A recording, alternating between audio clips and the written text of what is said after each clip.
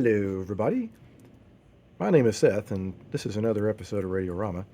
And today we have the Stromberg Carlson large-ish bakelite tabletop radio. And kind of heavy. But I don't think there's any power transformers in here. Looks like it's missing the back. Let's see. Can I read underneath there? 35C5 output. Yeah, okay, that's a dead giveaway. 35C5. Wait a minute. Does that say 35C5?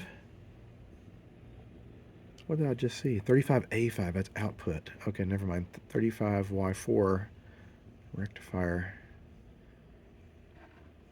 Yeah, it's a transformerless set. I've been hesitating on working on it because the dial's so messed up on it. And I thought, you know what? Like, I've been using AI in Photoshop for a while now. I was thinking maybe I can save this, can scan it in, and see if I can work my AI magic to reconstruct that and then print it out. Because I'm not going to be able to save that. It looks like a little fire went off in there. It's just completely disintegrated. Well, it's too bad that the model... Wait a minute, is there a model number somewhere? Because I can look this up. I'm guessing this is like pre-war for the US at least. Because you've got some of this awful early 40s, late 30s, early 40s crumbly rubber wiring. I mean, that's not very crumbly actually. That's kind of amazing. Maybe it's been in California out here the whole time. Let's see. I saw something down here. Chassis. That's just chassis number. Oh, here we go. Model number 1100. September something. 12. It can't be 1912. I think that might be 1942. I can't remember when they ordered all manufacturers in the U.S. to stop making consumer goods, so it can't be 1942. I think that was the end of that period. But no matter. I'm going to take a few quick scans of that front here, see if I can import it into Photoshop. Got a couple of those pictures so that later I can Photoshop it back into something that looks reasonable. But I was wrong about the date. It's from 1947. It just seems like I saw that rubber wiring as well as these Lochtel tubes, which was totally not a very long lasting period of tubes because they were a pain in the ass. But I'm going to go ahead and fire her up. You should do this with a Variac, but I'm not. We don't have any power transformers here. That's the primary reason you want to do that. But here, the filament string, if something goes too cattywampus, it's just going to blow the filament string. Probably. Anyway, don't listen to me. I don't know what I'm talking about. I've got my hand on the switch so I can turn it off in case it's going to mess up on me.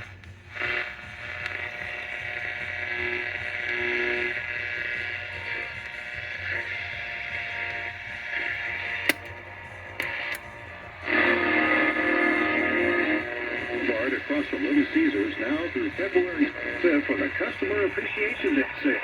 You'll get 2 times old rewards points on select purchases, including 5 quarts of any Mobil 1 full synthetic motor oil to get to your next reward twice as fast. Uh-oh. Why does that sound like crap? Call this a sucker, right? Come on, boys. Let's take it to school. Freeway. We do have heavy traffic between Union City I guess and it's Newark. fine. Latest crash on the Nimitz Freeway. That was on 880. Decisions. 101 in San Francisco. That. Try to find something with music on it. Which exclusions and limitations may apply. And it's only Pleasant. Crap. Risk. Porque igual se había tratado muchas de estas cosas antes, definitivamente en el comienzo de su nueva administración ha empujado. Yeah, find a partner to race with, trust, and work with them. And boy, I tell you, right. A successful nightly newscast. August, and I shudder to think what must happen to someone that does what we do in front of the public on a daily basis. Suddenly,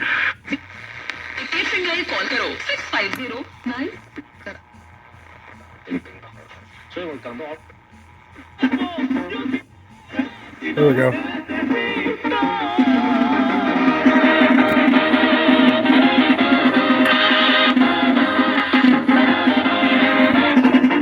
All have in common RTM Academy.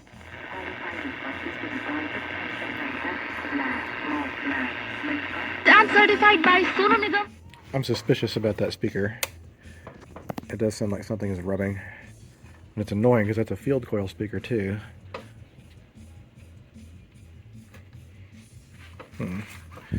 Also see if anything is loose on the edge here. Sometimes this comes unglued. Ah, there we go. That's it. That's coming loose. I bet if I were to clip that, or at least temporarily hold it, it would stop making that stupid noise. Excuse me.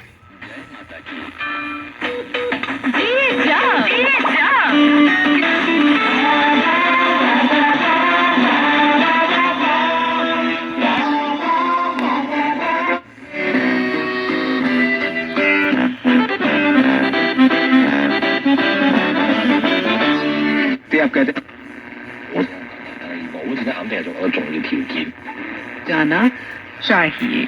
तो आज काफ़ी मुद्दों पर बात हुई है। Tariff के मतलब प्रेसिडेंट ट्रंप ने प्राइम मिनिस्टर मोदी से मुलाकात करने से पहले ही ब्लैंकेट टैरिफ्स की अनाउंसमेंट की थी कि जो कंट्रीज हमारे खिलाफ टैरिफ्स लगाती हैं हम रेसिप्रोकल टैरिफ्स लगाएंगे। अभी इंडिया के जो प्रोडक्ट्स के खिलाफ कुछ I guess we'll just have to see. It could work itself out. I don't know. But this edge is coming loose, and it's probably coming loose elsewhere. Alright, I'm going to confess I did something that you're not supposed to do, but I did it anyway. Anyway, I directly wired in a line from my Bluetooth. I just wanted to exercise the speaker with some music so I could see really what the condition was. I've been asked to have a meal by a big tycoon in steel. If the meal includes a deal, except I may. But I'm always true to you, darling, in my fashion. Yes, I'm always true to you, darling, in my way. I mean, it sounds alright. It's weird how some of it works its way out. I think sometimes what happens is these things have been sitting around for a little while, especially somewhere damp. You might get like microscopic corrosion somewhere in the coil, and on the iron especially. And maybe if you exercise the speaker a little bit, it will kind of work some of that debris loose. You, darling, in my way. From Ohio, Mr. It's fine. It's totally fine. Good. So now we can proceed with the rest of the restoration. Well, a little bit of an interruption. My Mauser Electronics order came in. I go through a ton of capacitors, probably bags and bags every year. And here they are. And it's the first time that I've had to pay a tariff tax or a tariff fee or whatever it was called on their website. That cost me $15 extra over what I just paid maybe a couple of months ago. So I'm just talking about economics, but that doesn't make any sense. And if a small fry like me, who does this as a volunteer, gets that much of a hike on such a small order, you can expand that across the entire country and anything and anyone that needs to buy something that just so happens to have not been made here. I'm just being real. I'm not trying to be a dick, but this is what my experience has been. So anyway, for the rest of you that aren't pissed off at me, continue to stay on. We'll get through this. The reason I got these capacitors is I was out. And especially was running out of some of my higher microfarad electrolytics. And I was looking down in here to see what value is what. Crap, it's really hard to read. I think what I might do is just look up the schematic and see what the electrolytic values are. With this many tubes in there, I can't help but feel like one of those capacitor values is going to be like 80 microfarads or something. Here is the underside, and now that I'm getting a little bit of a closer look at it, it's 1000% original. There's a possibility that no one's been in here since 1947, because I sure don't see any indications that it's been messed with. And the electrolytic appears to be original. What is that wire going to? Is that... Oh, it's going to the field coil. Okay, I forgot. Anyhow, I'm going to replace first this capacitor because it's kind of in the way. And then there's two electrolytics here. According to the schematic, one is 10 microfarad and the other one's 20 microfarads or something. I can't remember. It's not that critical. You don't want to go bonkers with it, but I'm going to put a probably just a pair of 47 microfarad caps here. There sure is a lot of stuff going to that one. Looks like we have the field coil. Let's go into that. Where is that going? Some of these wires are faded. Let's go into that IF transformer. Okay, so that's probably... I don't know. Anyhow, amazing. It's original, but you know what? Stromberg Carlson also made telephones. We had a Stromberg Carlson in the house, and you could probably use the handle or the head and the handset to beat nails in with it. It was that tough. So I'm not surprised that one of their radios might still be functioning. Sometimes when you see dribbly wax like that, it's not unusual that over time being heated up, it can do that. But you shouldn't trust any of these paper capacitors. They're no bueno. What we do want to do, though, is make sure that we get the chassis a little bit safer than what it is. So, for example, we have this capacitor here that's going to chassis ground. That is the other side of the AC line. And that is why it's important that this be replaced not only with a newer capacitor, but one that is of the correct type of capacitor. We're going to use something called an X1, Y2 across the line cap there. The rest of this is pretty straightforward. They have their values marked. Looks like these are Cornells. The values are almost always written on them. Just replace like with like. There's not a lot of values in here. There's like 3 of these 0.05 microfarad caps. And this guy, what are you? Probably like a 0.01. Spin around for the, there you go, nope, 002. Alrighty, electrolytics first, and then we'll get the rest of the paper caps later. Good morning, I'm over at the museum, and I don't have a color printer anymore, and so I found a dial on Photoshop, I found a dial face online and blew it up and Photoshopped it. So I'll cut that out and put that where this old... I'm going to take this outside and get the rest of that stuff off of there because I need something for it to stick to good. Okay, so first of all I did install the new printed dial. I'm running an audio input through this isolation transformer with the right and left channels and then the shunt here for the volume control, but what I found out is that the speaker's shot.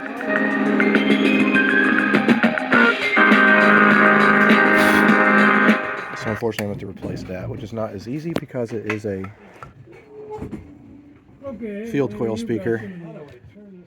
So I need to find out what the value of the field coil is. So I need to replace that with a compensating resistor because I'm going to replace it with a permanent magnet speaker instead. Alright, so this is why I don't film here usually because it's so distracting. But I have a resistor going across the D+, then my audio running through. I found a new old stock vintage speaker downstairs. Whoops, it wasn't on. Helps to turn things on. That would work. Alright, work. There we go. Across the garden, lanterns gay are swinging. All the fancy paper bells are ringing. Here comes... Okay, so that'll work. Now it's just a matter of mounting the speaker. This is a disaster, so I always get completely distracted when I come here, but people are out of the room for a minute. What I've done is I added an isolation transformer, and what I'm going to do is run audio in through this cable, through this Bluetooth, and I also replaced the speaker. Let me show you how I did that. Alright, so here's the replacement speaker. I made a bracket for it. I bolted the output transformer to the side. There's just enough room in the case for that to fit. Well, let me back up actually let me back up a lot. This is why I should not take my projects to the museum, because I just get like so distracted. So I'm sorry about that. So what did we do here? Number one, it was all recapped and everything, and it includes new electrolytics. And because the old field coil speaker was shot, I decided to put a permanent magnet speaker in there. But you need to make sure that when you do replace with a field magnet, permanent magnet, sorry, that you need to compensate for what was there for the field. So what you do is you run usually across your electrolytics a resistor that equals the same value of ohms that the field coil is, and then you need to estimate like what kind of wattage you think it's going to dissipate. And the field coil in this I think was like less than 400 ohms, so it's pretty low. So I put a 400 ohm, probably a 5-watt resistor on there, and I ran it for a while, and it just gets a little warm. But even so, you want to make sure it's not near your electrolytics. You see how it's kind of got some air underneath it? You just want to kind of make sure that those electrolytics are not, overheated, or their life expectancy will drop. This is the weird device I was showing you earlier in the sloppy shop at the museum. It's the isolation transformer that has our audio coming in through the secondary side, and the primary side goes to the volume control. And I've started putting this little layer of glue over the top, kind of like to sandwich everything in. So that way, if that ever breaks free, it's not going to like hit anything electrical, because this will all be encased. And it doesn't look horrible. Like I used to just glob it on there, and some people said it looks worse. It's like maybe they're right, but it's effective. So audio cable comes in through here. There's a rubber grommet.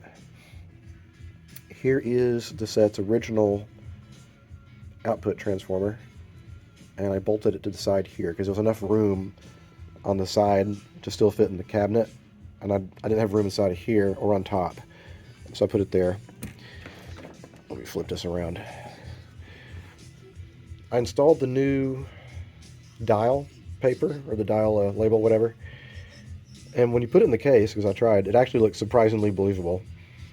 I guess because it's kind of on flat paper, and then if you're looking through old yellowed plastic that's a Ripley, it's going to hide a lot of the defects, because when it's out of the case it doesn't look so hot, but when it's back in, it's fine. So what else did I do here? So here's the new speaker. I say new speaker, it's probably from the 50s, and it's just a regular small permanent magnet speaker. There's nothing special about it. But what I did is I made this little bracket for it, and then it's bolted through the chassis, and I've tightened everything up. And then here is coming from the output transformer. Excuse me, I'm getting over a cold. The wiring to the old pilot lamp was also really rotten, so I had to replace it. Otherwise, I came in here and I cleaned up the chassis. I cleaned in the tube sockets and the tube pins. And here is a switch that turns the radio signal off and on. I'll do a few more things that I think need to be done that I forgot to do. I want to oil the bearings in the tuning condenser.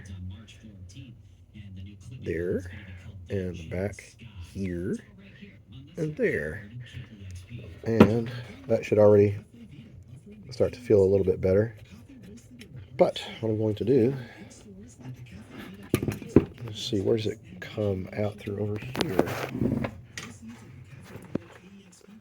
I'm going to try to not get it on the string, by the way, because then it'll just slip and you'll be annoying. It'll be annoying, rather.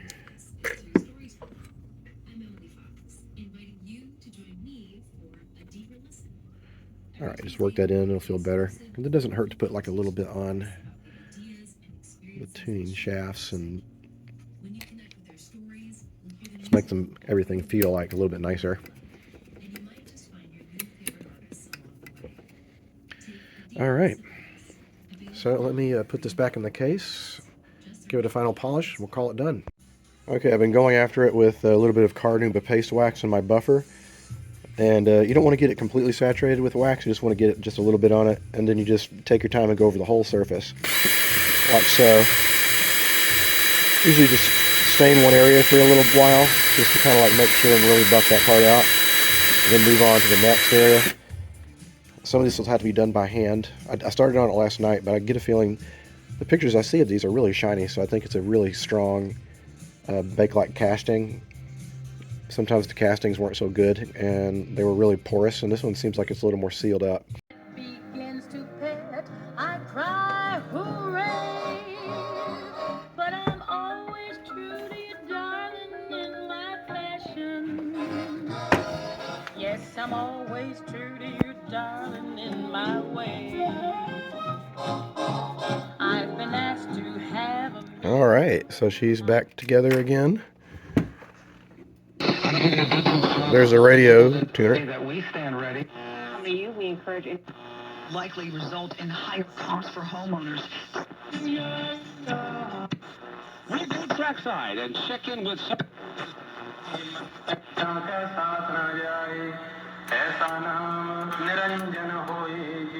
All right, so it went from kind of being a hopeless radio with a lot of things going wrong with it to a radio that now looks and sounds and works well. And I think that printed dial cover, like unless you look at it real closely, it's actually hard to tell that it's not real. And that was kind of my intention, and I think the warped and slightly discolored clear plastic of the dial cover is helping in this case. But otherwise, that's pretty much the end of this episode of Radiorama. If you like what you see, leave those comments down below, and I'll get to them when I can. Thank you so much, and I'll see you guys next time.